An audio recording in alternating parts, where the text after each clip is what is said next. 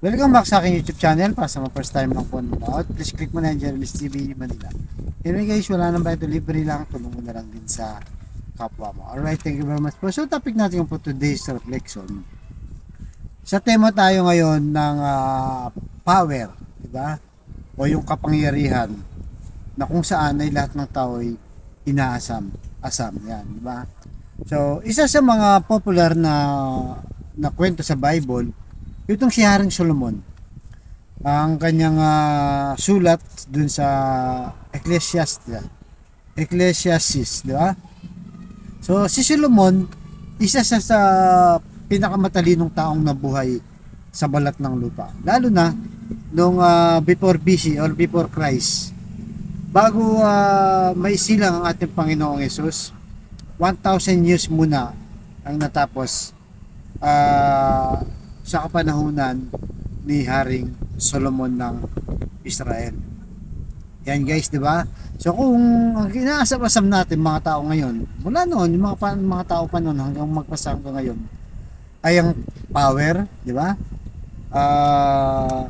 Posisyon,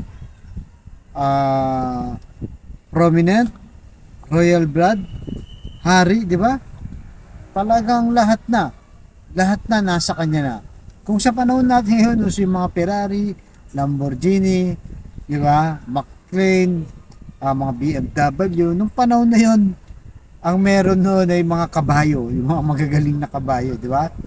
Eh talagang literal na sasakyan na buhay ang mga sasakyan. Siyempre, kung sikat ka, mayaman ka, powerful ka, so siguro sa panahon na yun, yun ang katumbas na halaga. Yung mga sports car sa panahon natin ngayon. Kapangyarihan, nandun din, posisyon, hari siya, di ba guys? Hari siya. So may tataas pa ba sa hari? Wala na. Yun ang sagad, di ba? Sa kapangyarihan. Kung sa presidente sa atin, yun ang pinakamataas na posisyon. Wala nang masihigit pa dyan. So lahat ng yan, ngayon, dahil sa kanyang kapanahunan, guys,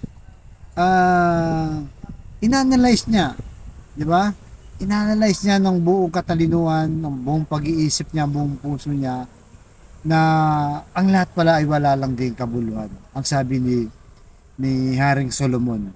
Dahil nga na-realize niya, naranasan niya na lahat. Lahat tayong tao nag-aasam ng kapangyarihan, kayamanan, posisyon, power, lahat yan, naranasan na ni Haring Solomon.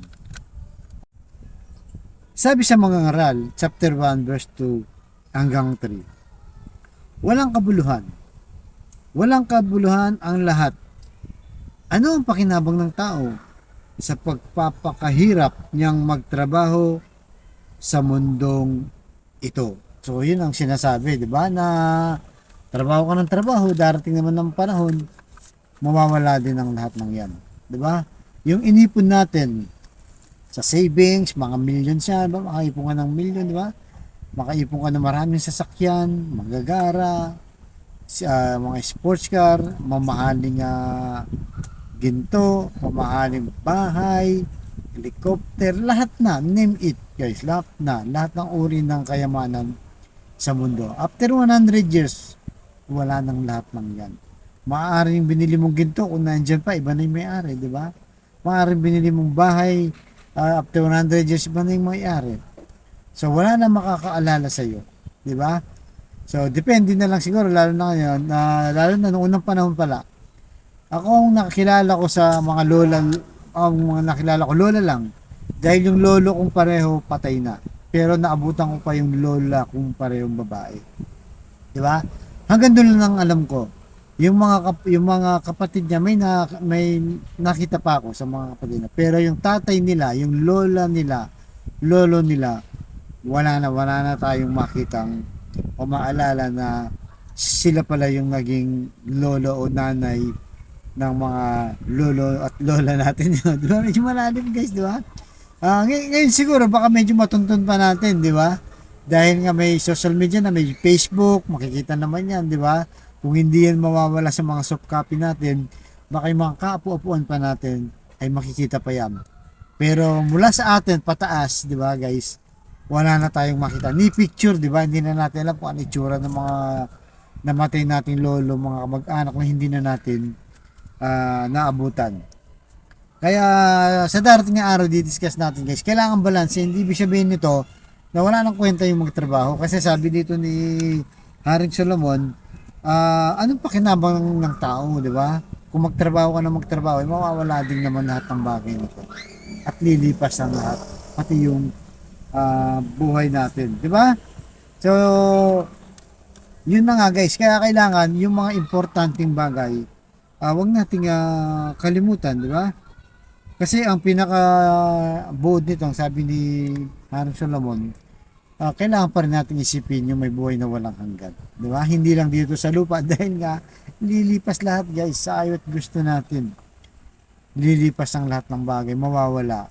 Lahat tayo mawawala. Lalo na kung sa ngayon, bibilang ka ng 100 years, lahat ng buhay ngayon, halos patay na. Konti na lang siguro matitira, yung mga matitibay siguro.